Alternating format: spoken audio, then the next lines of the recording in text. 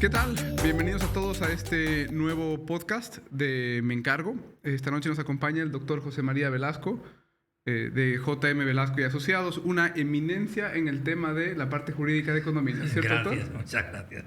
No sé, pero sí, bueno, en No, principio pues su marca lo precede. nos dedicamos a esto hace mucho tiempo y es una especial. Muchas gracias y bienvenidos a todos. Súper. Hoy vamos a abordar un tema que es muy importante, que es cómo nos manejamos en todo lo que es la parte legal de los condominios, que en Bolivia nos cuesta mucho involucrarnos con todo lo que es la parte jurídica de las cosas, porque la ley boliviana siempre es un poco compleja, ¿no? Entonces tendemos a huirle, pero no obstante es un tema que hay que abordar. Y en este caso, partamos un poco con el tema de los morosos, puntualmente como primer gran tema. ¿Qué nos puede comentar usted sobre los derechos que tiene un moroso? Que es una de las preguntas que más recibimos en los condominios. Bueno, lo moroso, lógicamente, es el producto estrella, ¿no? Es decir, o sea, el tema por excelencia y por calidad y por volumen es la morosidad. La morosidad es un tema importante. Derechos y obligaciones, bueno, pues la morosidad implica que hay una obligación económica, financiera, que es la de pago de expensas, que el pago de expensas sirve para el mantenimiento, conservación, uso y goce. Hay un problema de origen. El problema de origen es que el ciudadano, o en este caso la gente, todavía no tiene el concepto real de vivir en condominio. Es decir, hoy hablaba yo con un editor, que estamos editando un tercer libro referente a expensas, casualmente, y le digo, es que la gente no sabe que vive en condominio. Eso sería interesante. ¿Por qué? Porque vivir en condominio conlleva algunas cuestiones muy distintas a vivir en una casa tradicional. La primera y principal es que tienes que ser solidario con todos tus copropietarios. La segunda es que no eres solidario porque sí, sino porque eres copropietario de áreas comunes, de áreas de circulación, etc.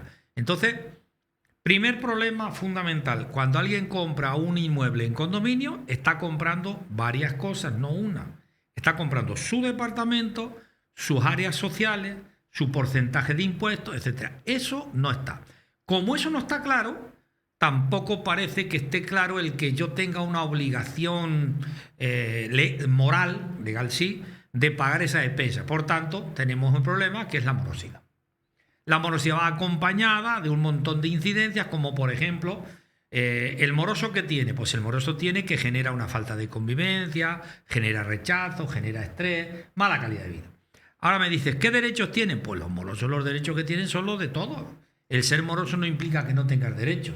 Lo que sí viene haciendo una costumbre, que ya está bien legislada, incluso con jurisprudencia, es que los morosos no pueden ser privados de los derechos fundamentales o de los derechos básicos, agua, luz, telecomunicación, etc. Sí pueden ser privados de otros servicios, que son los amenities, los entretenimientos, etc. Pero eso tiene que quedar claro, por eso nunca es bueno. Yo no recomiendo cortar servicios. Yo recomiendo que se genere una reclamación por el conducto reglamentario y como la ley, que ya el Código Procesal Civil, así como el Código Civil, prevén instrumentos de cobro especiales. O sea, quiero decir que eso está perfectamente regulado. Entonces, los derechos, todos. La posibilidad de ejercer los derechos fundamentales, no hay limitación. Y los derechos sociales se pueden, por ejemplo, el derecho al voto, el derecho al uso de la piscina, etcétera, se pueden limitar. No somos partidarios de limitarlo, pero no hay nada que lo prohíba. Sin embargo, hay sentencias del Tribunal Constitucional y de las salas de que los elementos fundamentales no se pueden cortar.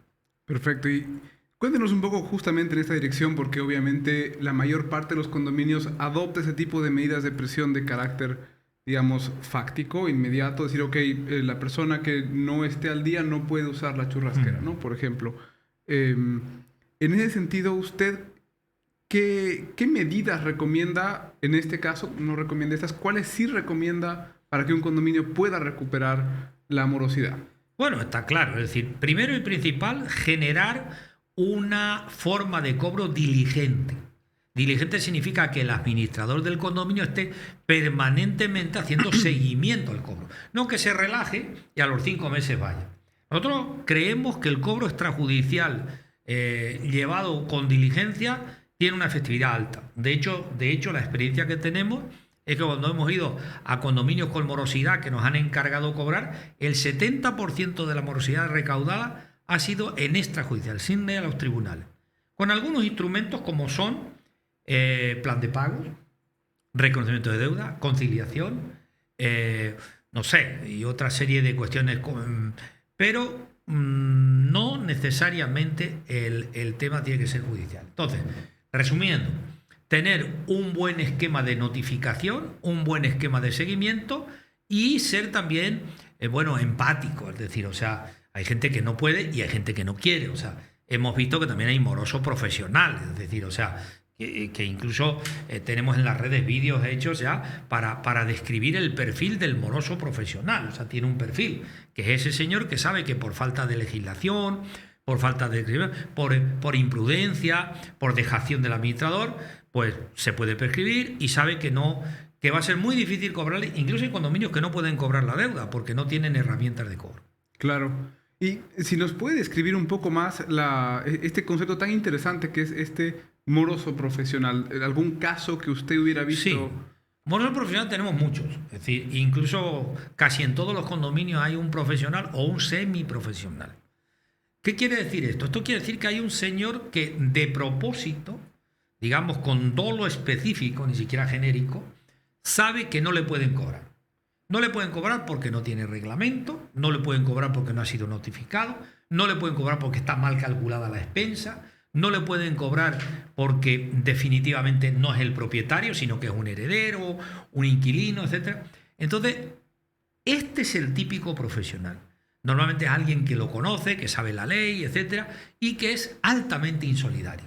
Insolidario tremendo, porque hay morosos profesionales que no pagan ni lo que consumen. O sea, quiero decir. Entonces, ese es el tema. Ese moroso profesional está identificado. En casi todos los condominios hay algunos o algunos semiprofesionales y el problema que tiene es que la administración, como resulta ser un sujeto difícil, porque lógicamente como es profesional es difícil de trato, difícil de dirigirse a él, normalmente es alguien muy irascible, normalmente alguien que se hace el sufrido, el que no sé. También hay otro moroso profesional que sin ser tanto es más empírico, es decir, que es aquel que siempre busca algo que no le satisface para decir es que no pago porque el jardín no me le limpian, porque mi mascota ha sido maltratada, porque hace ruido el vecino. O sea, este ya más empírico, ¿no?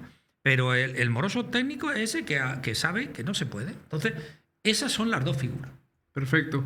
Y en ese sentido, por ejemplo, una vez vencido todo el tema de la gestión, la diligencia, la conciliación, ¿qué herramientas jurídicas puede utilizar un condominio? ¿Cuál sería el proceso? Obviamente deben ser varias, pero la que usted considera, digamos, la de primera línea, ¿no? La herramienta fulminante, que es un poco lo que me estás preguntando, hay una herramienta fulminante que es generar el título de la deuda, bien generado, lógicamente, con elemento formal de notificación, elemento material de que la deuda sea líquida, vencida y exigible.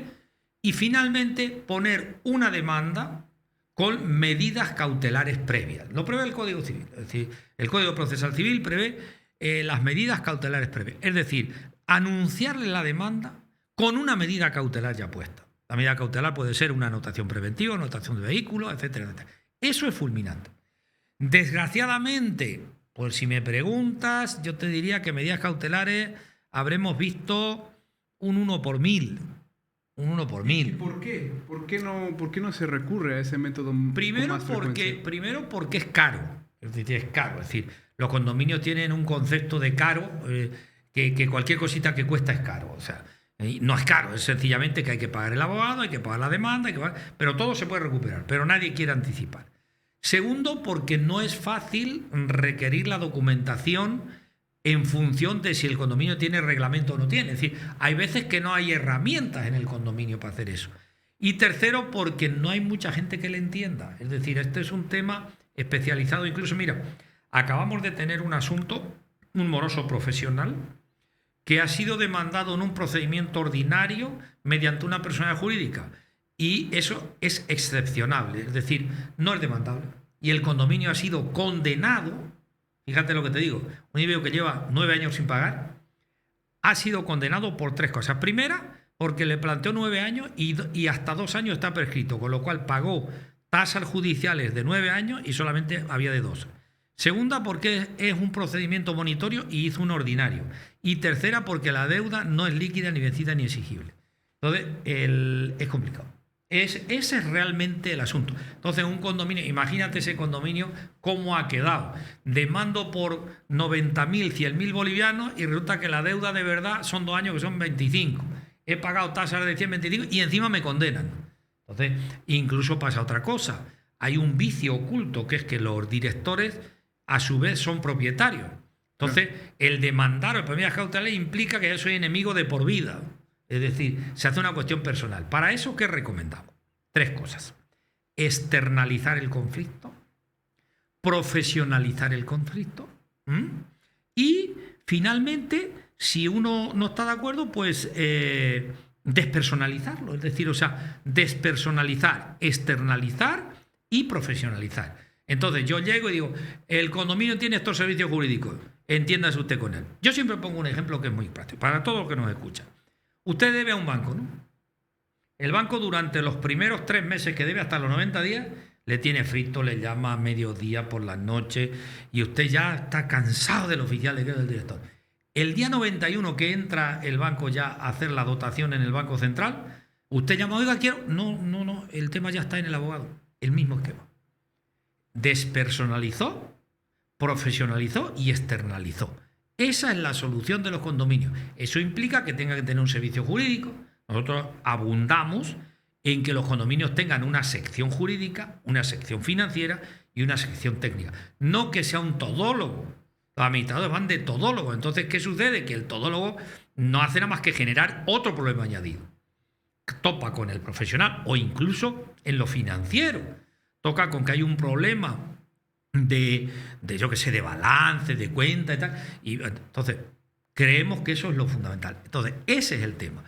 Además, la ventaja que tiene todo esto que estoy planteando es que va a generar una mejor convivencia. Usted deja de ser presidente, deja de ser director y no tiene problemas al día siguiente. Ahora, si usted le metió a él una medida cautelar, le embargó el automóvil, le cobró y tal, a partir de ahí es enemigo de por vida. Claro. O sea, de por vida. Pero de usted y de las generaciones que vienen de atrás, porque ya se encargan de contárselo a los herederos. Este fue el que me embargó. O sea, no se hable usted con él. Entonces, claro, eso genera una convivencia. Esa convivencia genera una mala calidad de vida. Y bueno, y así es como estamos. O sea, esa es la realidad. Claro. No, y es un tema sumamente complejo, pues, ¿no? Porque obviamente uno cuando adquiere su vivienda está poniendo gran parte, quizás, del trabajo de toda su vida en un activo que va a estar en ese condominio y que va a ser heredable, qué sé yo, y todos esos problemas que usted dice que se personalizan, como bien dice también, se heredan, y es un tema que las administraciones un poco también le huyen, ¿no? Por ese tema de ser todólogos, de Claro. abarcar todo.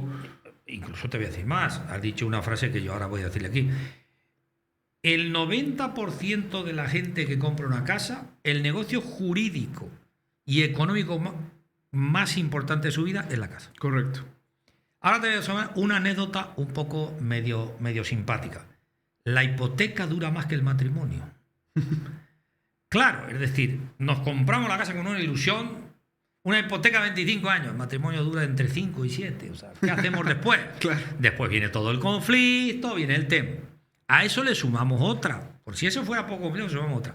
Las expensas son constantes, permanentes y crecientes. Es decir, aunque el condominio... Supongamos caso típico, ¿no? El divorcio donde regañan, cada uno se va a un sitio y la casa se queda allí, esperando a que el banco la remate.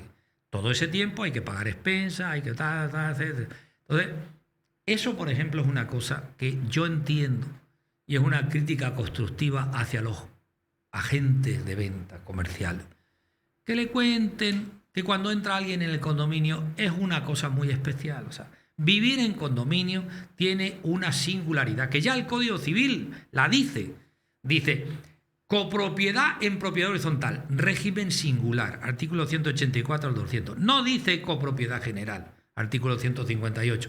Entonces, No voy a decir yo que haya que meterles miedo cuando se compran una, que entonces no compra nadie, no. Claro. Pero por lo menos que conozca la realidad y que sepa dónde se meten y que sepa si realmente tengo capacidad financiera. Fíjate si es interesante que nos han encargado, algún banco nos ha encargado un dictamen sobre la repercusión que tiene el pago de expensas en la capacidad financiera de pago de la hipoteca. Es muy interesante, ¿no? Es decir, tú vas a una hipoteca y te estudian si tienes una lavadora, un auto, todo lo que... Pero hasta ahora nadie ha estudiado cuánto cuesta la expensa. Y resulta que nos damos el caso de que la expensa suele ser un porcentaje importante de la cuota hipotecaria. Yo pago de hipoteca 300, 500 dólares y de expensa 500 bolivianos. Oye, estamos hablando de un 15 o un 20%, si no es más.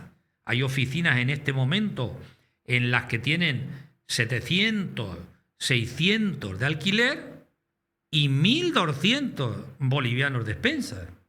Es decir, estamos rondando el 25 o el 30%. Si realmente echamos números, desde el punto de vista financiero, cuidado lo que estamos hablando. Entonces, la banca ahora ya se ha ocupado de decir, la capacidad financiera de repago de crédito es directamente proporcional a la expensa. Es una cuestión muy técnica, pero muy interesante. Claro. No, de hecho que sí, de hecho que sí. Pasemos un poco a un tema tal vez más menos atendido, ¿no? Que ¿Ya? generalmente lo hacen un poco más a criterio, qué sé yo, porque lo ven como un tema más, como diríamos, soft, ¿no? Ok. ¿No?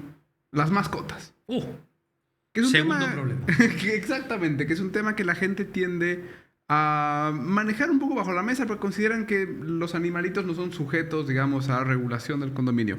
¿Qué nos puede contar sobre las regulaciones que existen en ese campo? En principio, nosotros habida cuenta de esto, bueno, tengo que decir que hay 3 temas estrella, en este orden: expensas, mascotas e Airbnb. O sea, que hemos tocado, luego podemos tocar hasta el Airbnb para tocar los 3.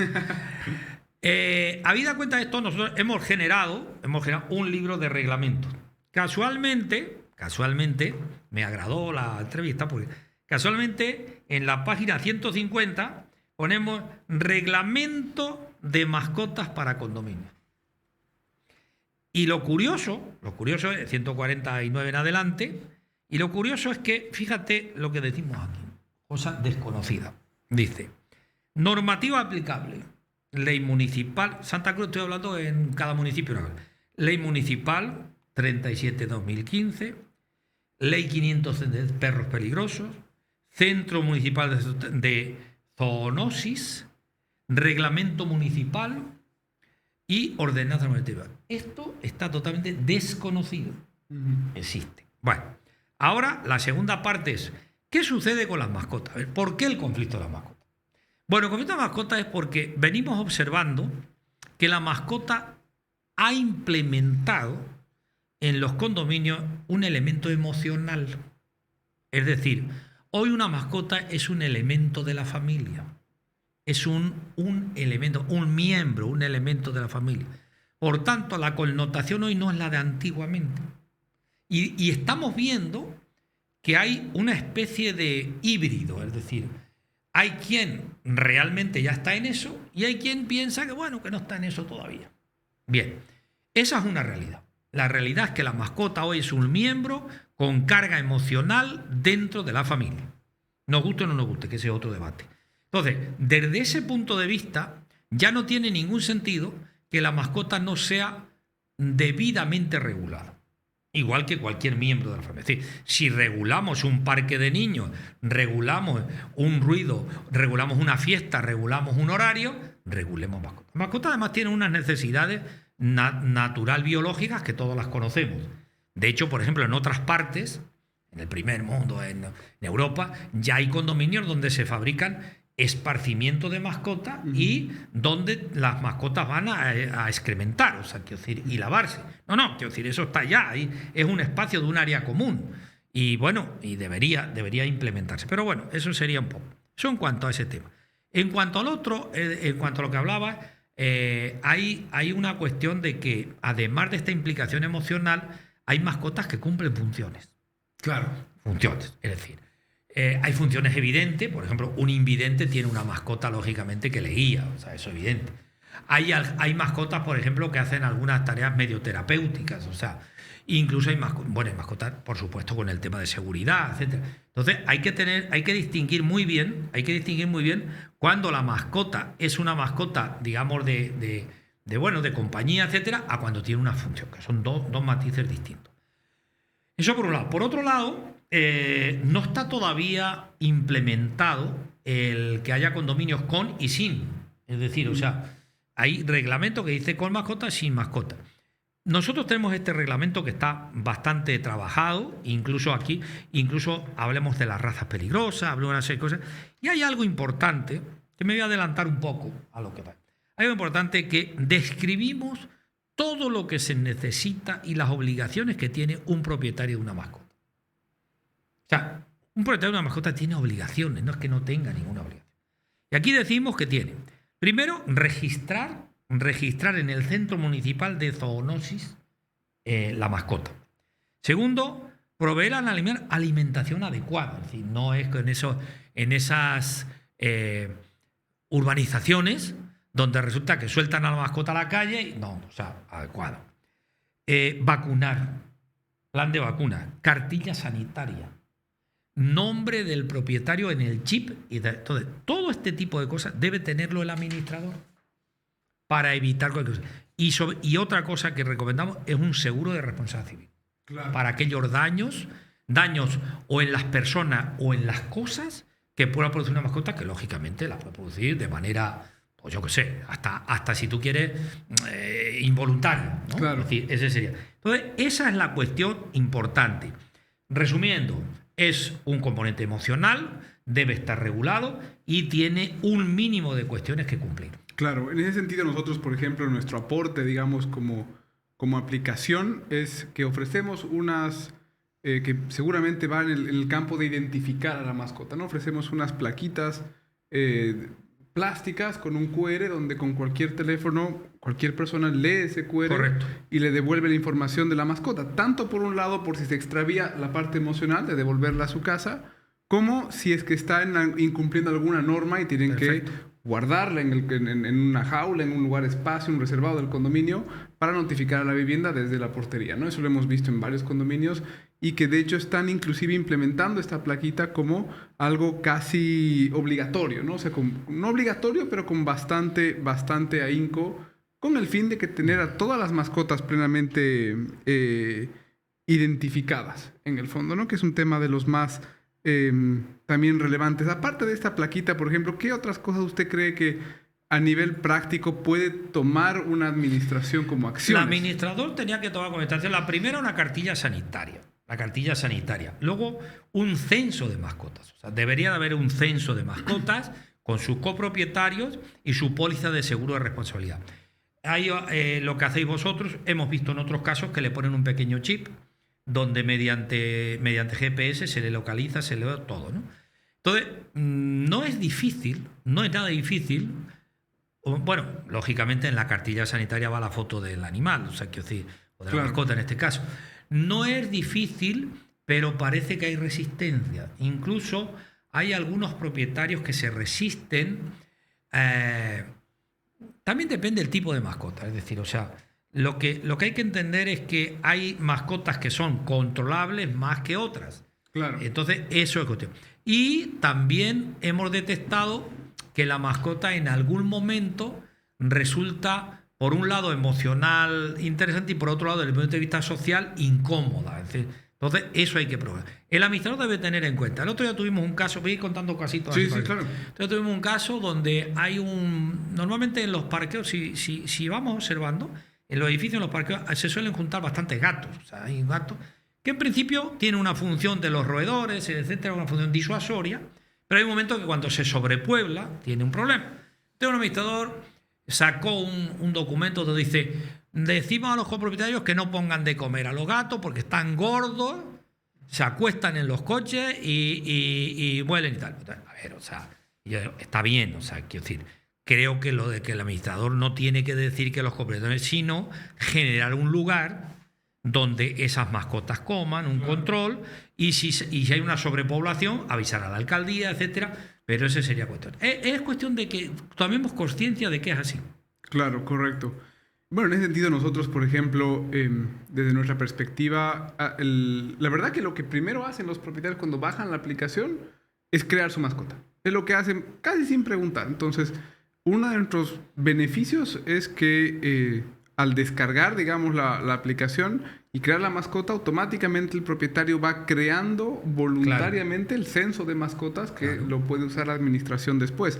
Obviamente ese tema muy interesante que usted menciona de las cartas sanitarias y el seguro asociado para responsabilidades es algo que vale la pena, de hecho es casi obligatorio, debiera ser casi obligatorio en los condominios tenerlo, ¿no? Que es un tema súper importante. En nuestro reglamento le ponemos como una obligación del propietario, es decir, o sea, aquí está claro, dice, obligación del propietario, deberá tener cartilla sanitaria, o sea, es que está obligado, incluso te diría más, el Centro Municipal de Zoonosis así lo pide, o sea, que no es que no lo hemos inventado, sino que esto está regulado, por si acaso alguien tiene alguna duda, en la Ley 37/2015 y en la Ley 553, o sea, quiero decir que tampoco es que estamos, y además, o sea, también tiene su lógica, ¿no? Claro, sin duda. O sea que... Sin duda. Bien, para cerrar un poco, queremos aprovechar la instancia, doctor, para anunciar el lanzamiento de la biblioteca jurídica. Bien. Dentro de Mencaro, que por supuesto va a contar con su apoyo indivisible y exclusivo para que los propietarios puedan acceder a la información que usted menciona, que mucha gente desconoce, tanto administradores como copropietarios, que puedan ver y estar siempre informados de sus derechos y obligaciones, ¿no? Que muchas veces en las expensas la gente los conoce mejor, pero en las mascotas suelen pasar desapercibidos por ese componente emocional y todo este nuevo sentimiento que ha ido evolucionando de la mascota en los últimos 20 años. ¿Algo que quiera comentar para cerrar? Bueno, únicamente abundar en lo que dices, que vamos a incursionar con la aplicación en tener lo que sería propiamente dicho una biblioteca básica. Voy a explicar un poquito. La biblioteca básica es la ley de propiedad horizontal, el Código Civil, incluso toda la legislación esta de reglamentos, registros, derechos reales, una básica.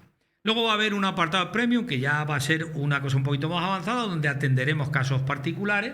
Y sobre todo, como bien decías antes, es poner al alcance de la mano las herramientas legales, porque decíamos antes, en la conversación que hemos tenido antes, que si no hay legalidad, todo lo demás no puede funcionar. De hecho, ese es el tema. Entonces, la base fundamental, ¿por qué la legalidad? Porque la legalidad es la que va a generar las relaciones horizontales, que es lo que se dice. ¿Qué pone una ley en un entorno de gente? ¿Qué es la ley? Las normas del juego, es decir, tengamos normas del juego y demás, y vuelvo a repetir, esto es para que sepamos que no estamos en una vivienda clásica, es una vivienda especial y tiene sus normas especiales. Entonces, como digo, vamos a aprovechar la ocasión y vamos a colaborar con Mencargo para tener todo esto y que la calidad de vida sea cada vez mejor y que incluso cada vez podamos sacar mayor rentabilidad. Yo siempre digo una cosa y con esta me quiero despedir. El condominio tiene dos funciones que es imposible evitarla. Una, la calidad de vida, la convivencia. Y otra, la función patrimonial. Es su patrimonio, es su plusvalía. Un condominio bien mantenido se alquila, se hipoteca, se vende, anticrédito. Un condominio mal mantenido tiene rechazo. Rechazo a la venta. Entonces, un activo inmueble para ser más líquido tiene que estar mejor mantenido. Esa es la figura. Así es, efectivamente. Bien, creo que tenemos todo en la parrilla, así que, doctor, le agradezco mucho su asistencia, su compañía. Gracias. Creo que ha sido una noche memorable y sin duda esperamos que se repita. Claro, por supuesto, si fuera una vez no vale, que se repita. Encantado de estar con vosotros, muchas gracias. Gracias, doctor, gracias. Gracias.